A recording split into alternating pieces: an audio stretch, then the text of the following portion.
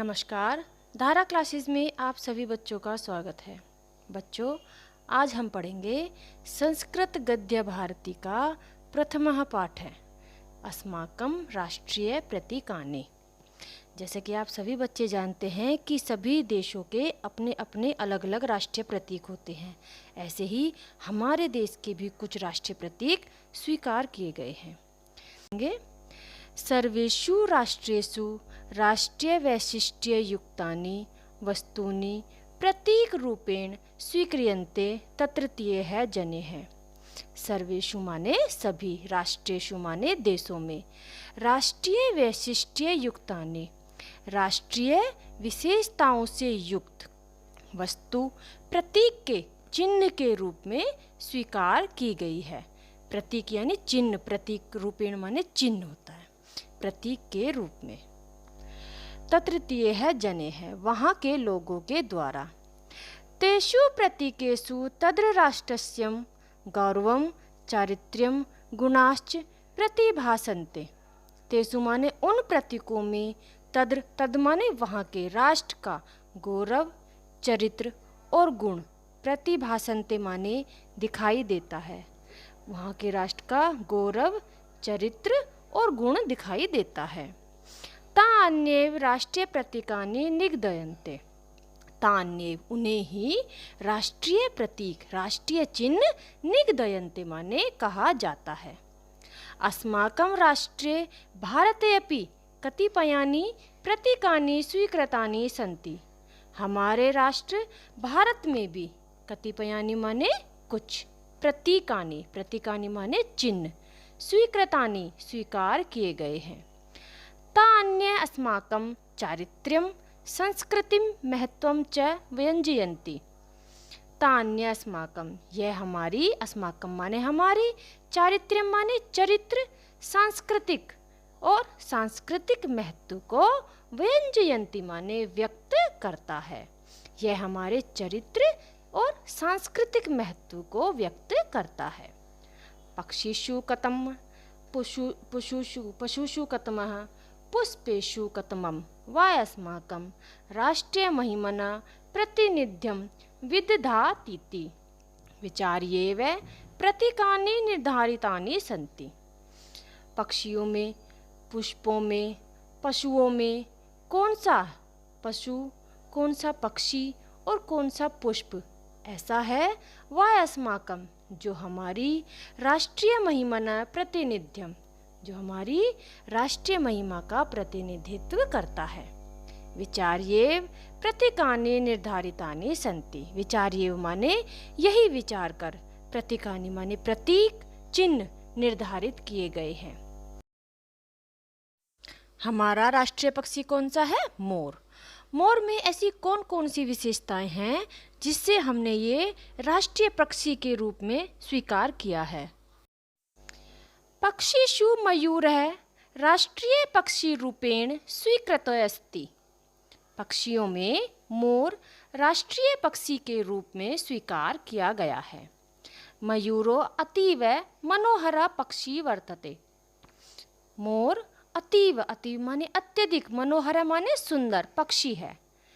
चंद्रकवल संवेलितानि चित्रितानि तस्य पिच्छानि मनांसि हरन्ति। चंद्रकवल, चंद्रकवल माने चंद्रमा के आकार का, संवलितानि माने गोल, चित्रितानि माने चित्रित, चित्रित, तस्य माने उसकी, पिच्छानि माने पूंछ के पंख, मनांसी माने मन को हरते हैं, मन को आनंदित करते हैं। चंद्रमा के आकार के, गोल, चित्रित उसकी पूंछ के पंख मन को प्रसन्न करते हैं। यदा गगनं श्यामले मेघाच्छन्नं भवति तदा मयूरो नृत्यति। यदा माने जब, आकाश श्यामले, श्यामले माने काले काले, मेघ माने बादल, आच्छन माने घिरा, भवति माने होता है। जब आकाश काले काले बादलों से घिरा होता है, तदा माने तब, मयूरो नृत्यति मोर नाचता है। तस्य तदानीन्तनं नृत्यनं नयन सुखकरमपि च चेतश्चमत्कारकं भवति। तस्य, तस्य माने उसका, तदानीन्तनम माने उस समय का, नृत्यनम माने नाच, उस समय का नृत्य नाच नयन सुख कर्मपि आँखों को सुखदायी होता है। चा माने और, आँखों को सुखकर होता है, और चेतस चमत्कारकम, और चित माने हृदय, हृदय प्रसन्न होता है। मधु मधुरो स्वरोपि मयूरो विषधरान भुंकते। मधु मधुर स्वरोपि यानी कि मधु शहद के समान मीठा स्वर होने पर भी मयूर माने मोर सांप को खाता है, भुंकते माने खाता है। इदमेव अस्माकं राष्ट्रीय चारित्र्यम विद्यते। इदम माने इसमें, अस्माकं माने हमारी, इसमें हमारी राष्ट्रीय चरित्रता विद्यमान है। सर्वे है सह मधुरम वाच्यम, सबके साथ मधुर वाणी में बोलना चाहिए। मधुरम व्यवहारित वयम, सबके साथ अच्छा व्यवहार करना चाहिए। मधुरमा चरितव्यम, सबके साथ अच्छा आचरण करना चाहिए। किंतु ये राष्ट्रद्रोहिणो अत्याचार परायणा, किंतु ये माने जो, राष्ट्रद्रोही अत्याचार में लगे हुए, परायणा माने लगे हुए, राष्ट्रीय अखंडताया है, राष्ट्रीय अखंडता और राष्ट्रीय एकस्य और राष्ट्रीय एकता को विघातका है माने चोट पहुंचाते हैं।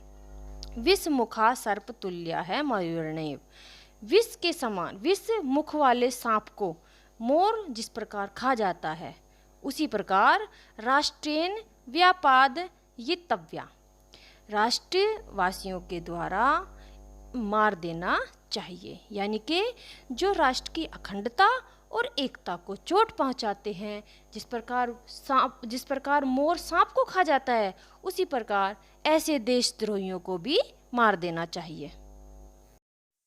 हमारा राष्ट्रीय पशु कौन सा है? व्याघ्र। व्याघ्र माने बाघ।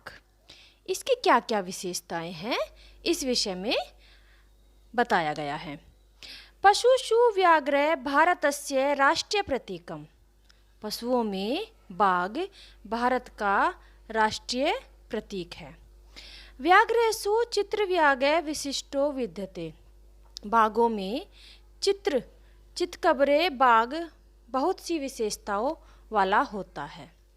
कौन न जानती, कौन नहीं जानता, चित्रव्याघ्र चितकबरा बाघ अस्य ओजः ओजस्वी पराक्रमम, पराक्रमी स्फूर्तिच और फुर्तीला होता है।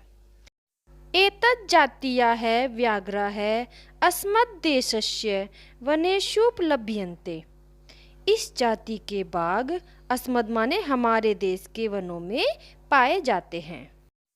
एतेषां शरीरे स्थूल कृष्ण रेखा है भवन्ति, एतेषां माने इनके शरीर पर स्थूल मोटी कृष्ण रेखा भवन्ति, काली रेखा होती है। व्याघ्रो सा अतीव तीव्र धावक सतत सावहित संकट विदूरादेव जिग्रन तदपनेतुम सचेष्ट स्वलक्ष्यं वाप्तुं कृतिरत स्वसीम्न एव पर्यटन वन्यो जंतु विश्रतो जगति। बाघ अत्यधिक तेज दौड़ने वाला, सतत सावहित माने हमेशा सावधान रहने वाला, संकट विदूरादेव जिग्रन संकट को दूर से ही सूंघ लेने वाला, तदपनेतुम सचेष्ट और उसके उपाय को दूर करने वाला, स्वलक्ष्यम वाप्तुम कृतिरत अपने लक्ष्य, स्व माने अपने लक्ष्य को, आप तुम माने प्राप्त करने के लिए, कृति माने करने के लिए, रत लगा रहने वाला, स्वसीम्न एवं पर्यटन अपनी ही सीमा में घूमने वाला, वन्यो जंतु विश्रतो जगति, जगति माने संसार में, संसार में वन्य जंतुओं में प्रसिद्ध है। राष्ट्रीय पुष्प, हमारा राष्ट्रीय पुष्प कौन सा है? कमल। कमलम सरसिजम पद्मम पंकजम शतदलमित्यादि नामभि प्रथितं पुष्पम अस्माकं राष्ट्रीय प्रतीकत्वेन स्वीकृतं राष्ट्रीय पुष्पस्य यशो विद्यते। कमल, सरसिज, पद्मम, पंकजम, शतदल आदि नाम से प्रसिद्ध पुष्प अस्माकम, हमारा फूल राष्ट्रीय प्रतीक के रूप में स्वीकृत यह राष्ट्रीय पुष्प यश को धारण करता है। तस्य कोमलत्वं मनोहरत्वं विकासशीलत्वं पवित्रता च भी लक्ष्येव कविभिः तस्य बहुशः वर्णनम कृतम्। इसकी कोमलता, मनोहरता, विकासशीलता और पवित्रता को लक्ष्य करके कवि भी है माने कवियों ने उसका बहुत प्रकार से वर्णन किया है। न कश्चिन महाकवि है संस्कृत भाषायाम हिंदी भाषायाम वा विद्यते। न कश्चिन माने किसी भी महाकवि ने, ऐसा कोई महाकवि नहीं है। संस्कृत भाषा हिंदी भाषा है, संस्कृत और हिंदी भाषा के ऐसा कोई महाकवि नहीं है। ये ने तस्य, जिसने पुष्पस्य महात्म्यम ना गीतम, जिसने इस फूल की, ये ने तस्य माने जिसने, पुष्पस्य अस्य माने इस पुष्प की, फूल की महानता को न गाया हो। देवानां स्तुति प्रसंगे दिव्य कर चरणादि नाम अंगानां मानव हृदयस्य चोपमानीकृतं सत सांस्कृतिक महत्वं विभर्ति पुष्पमिदम्। देवताओं की स्तुति के प्रसंग में दिव्य हाथ और चरण आदि अंगों का और मानव हृदयों का उपमान के रूप में पुष्पमिदम इस फूल का सांस्कृतिक महत्व है। शरद ऋतो मनोहरम पुष्पमिदम यत्र तत्र जल संकलेषु तडागेषु सरसु चानायासे नोत्पद्यते वर्धते रविकर निकर संसर्गात प्रस्फुटति। शरद ऋतु, सर्दी की ऋतु में, मनोहर माने सुंदर, पुष्पमिदम यह फूल, यत्र तत्र जहाँ तहाँ, जल संकलेषु, जल संकलेषु माने एकत्रित जल में, तालाबों में, पोखरों में, चा अनायासे अनायासी उत्पन्न होता है और बढ़ता है। रविकर निकर संसर्गात प्रस्फुटति, सूर्य की किरणों के संपर्क में खिलता है। संसर्गात माने संपर्क में, प्रस्फुटति माने खिलता है। पंके जायते पंकजम जल संयोगम शरतकाल चावाप्य वर्धते शोभते च तथैव कस्मिंश्चित् कुले जातः जनः सौविध्यम उपयुक्ता अवसरच लब्ध्वा वर्धितुं क्षमते इति तत्पुष्पस्य राष्ट्रीयकृते संदेश। पंके, पंके माने कीचड़ में, जायते माने उत्पन्न होता है, पंकजम इसलिए इसको पंकज भी कहते हैं। जल संयोगम शरत्कालच्चावाप्यम वर्धते शोभते च तथैव, जल के संयोग और शरद ऋतु की वायु में, तथैव माने उसी प्रकार, वर्धते माने बढ़ता है, चा माने और, शोभते और सुशोभित होता है। जैसे कश्चित कुले जाते जने, किसी कुल में उत्पन्न हुआ मनुष्य, जने माने मनुष्य, जाते माने उत्पन्न हुआ, कुले माने कुल में, किसी कुल में उत्पन्न हुआ मनुष्य, सौविध्य उपयुक्तावसरच लब्ध्वा वर्धितुं क्षमते, सुविधाएं और उपयुक्त अवसर पाकर बढ़ता है। उसी प्रकार तत्पुष्पस्य राष्ट्रीयकृते संदेश है, यही इस राष्ट्रीय पुष्प का देश के लिए संदेश है। हमारे देश का राष्ट्रीय गान कौन सा है बच्चों? जन गण मन। इसके रचयिता कौन है? रविंद्रनाथ टैगोर जी। इसकी क्या क्या विशेषताएं हैं, इस विषय में हम पढ़ेंगे। राष्ट्रीय गानम, राष्ट्रीय गान, सर्वेषां स्वतंत्र देशानां स्वकीयमेकं गानम भवति, सभी स्वतंत्र देशों का स्व माने अपना, एकम माने एक, अपना एक गान होता है। तदैव राष्ट्रीय गान संज्ञाय बुद्धयते, वही राष्ट्रीय गान के नाम से जाना जाता है, पुकारा जाता है, जिसे राष्ट्रीय गान की संज्ञा दी गई है।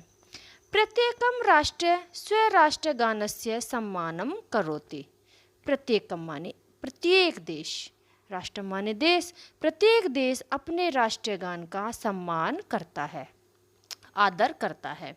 सम्मानम माने सम्मान, करोति माने करता है, आदर करता है, सम्मान करता है। महत्व अवसरेषु तत् गानम गीयते। महत्वपूर्ण अवसरों पर यह गान गाया जाता है। यदि कश्चिद् अन्य राष्ट्र अध्यक्षो अस्माकं देशमागच्छति तदा तस्य सम्मानाय तस्य राष्ट्रगानम् अस्मद्र राष्ट्रगानं च वादकेः वादीयते।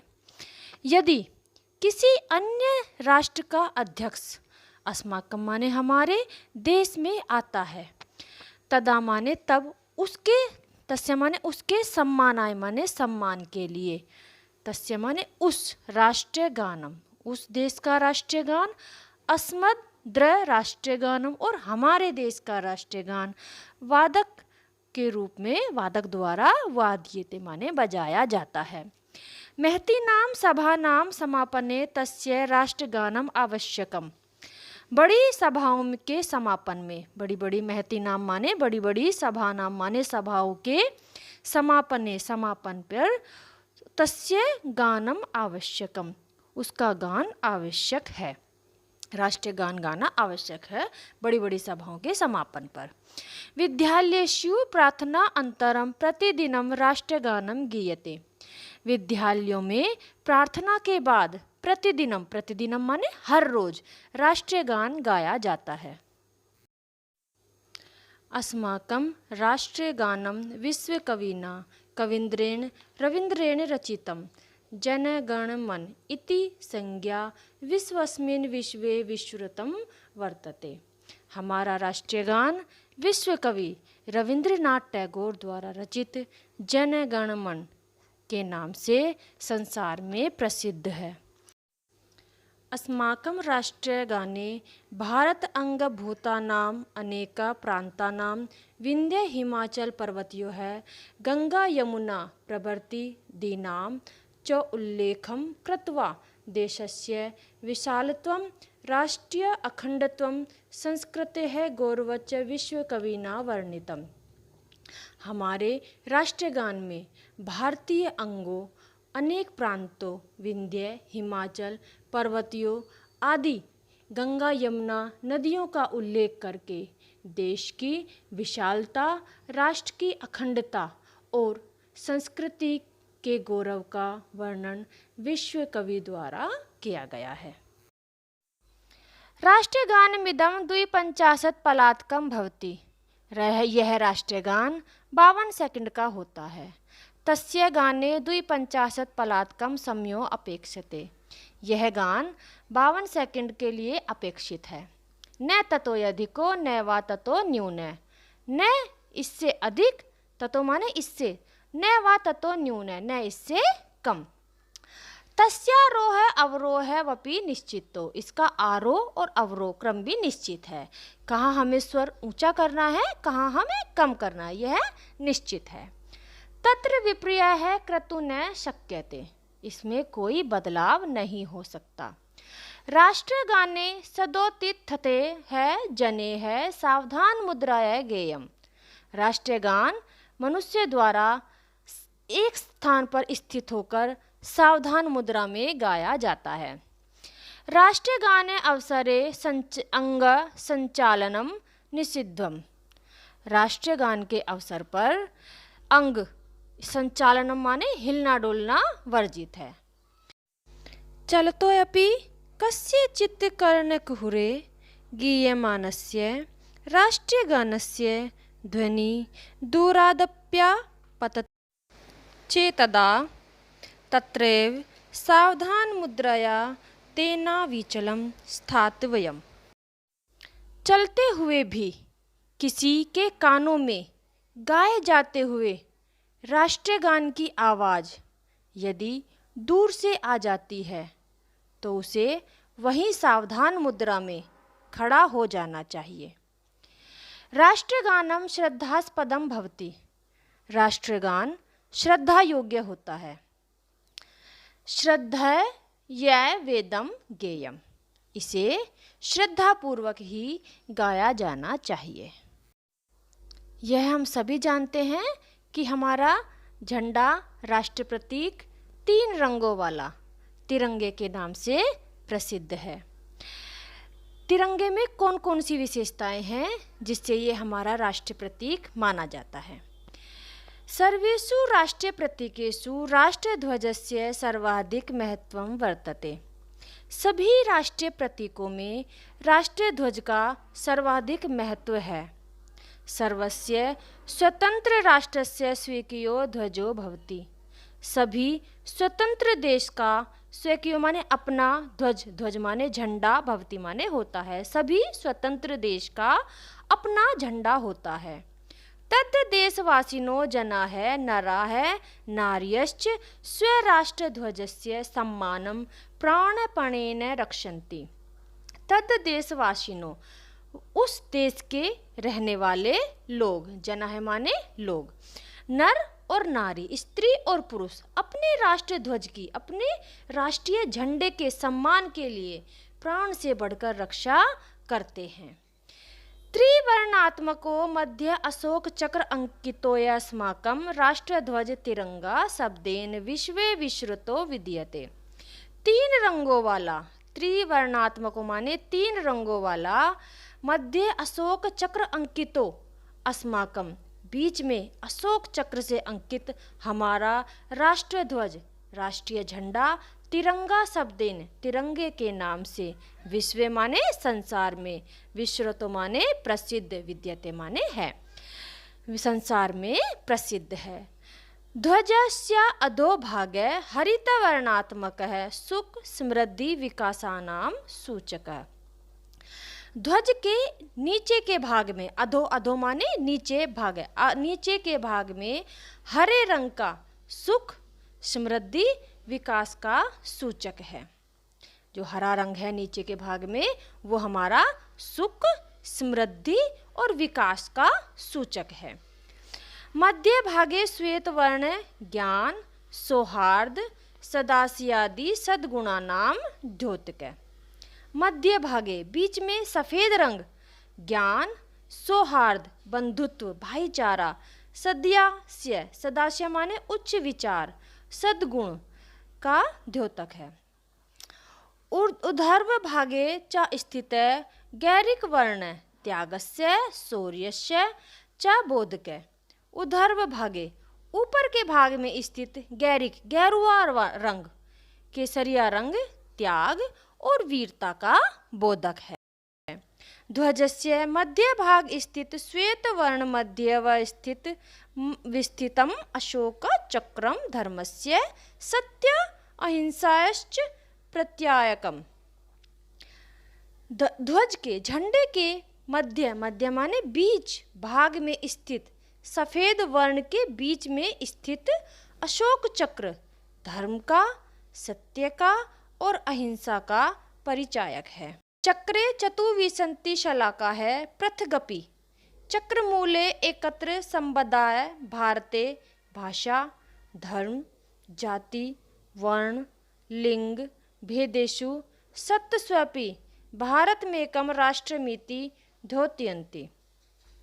चक्र के बीच में, चक्रे, चक्रे माने चक्र में चतुर्विंशति शलाका 24 तिल्लियां पृथगपि अलग होते हुए भी चक्र मूले चक्र के बीच में एकत्र संबंध भारत में भाषा धर्म जाति वर्ण लिंग की भिन्नता होते हुए भी सत्स्वपि भारत में एकम, भारत एक है, एक राष्ट्र है, यह करता है, यह ऐसा प्रकट करता है। राष्ट्र ध्वज निर्धारित दीर्घ विस्तार परिमितो भवितव्यम। राष्ट्र ध्वज निर्धारित दीर्घ और विस्तृत परिमाप वाला होना चाहिए। ऐसे सदा स्वच्छो अविकृत वर्ण तिष्ठेत। वह सदा स्वच्छ और अविकृत रंग वाला होना चाहिए। जीर्ण शीर्णो विदीर्णो वा ध्वज नो उपयोग योग्य। जीर्ण, जीर्ण माने पुराना, शीर्ण माने कटा हुआ, विदीर्ण माने फटा हुआ। पुराना कटा और फटा हुआ ध्वज उपयोग के योग्य नहीं होता। समुच्चयमाणे ध्वजस्तंगते सूर्य समवतार्य सुरक्षित संरक्षितव्य। फहराया हुआ ध्वज सूर्यास्त हो जाने पर अस्तंगते सूर्य, अस्त हो जाने पर सूर्य उतारकर सुरक्षित रखा जाना चाहिए। राष्ट्रीय शोक अवसरे ध्वजो धर्मक्षीयते। राष्ट्रीय शोक के अवसर पर राष्ट्रध्वज आधा झुका हुआ अच्छीयते माने फहराया जाता है। इत्येतानि राष्ट्रीय प्रतीकानि अस्माकं स्वातन्त्र्यस्य प्रत्यायकानि समादृतव्यानि तु सन्त्येव प्राणपणेः रक्षितव्यानि च। इत्येतानि ये सभी राष्ट्रीय प्रतीक हमारी स्वतंत्रता के परिचायक हैं। ये सम्मान करने योग्य है। समादृतव्यानि ये सम्मान करने योग्य है। हमें अपने प्राण न्योछावर करके भी इनकी रक्षा करनी चाहिए। धन्यवाद।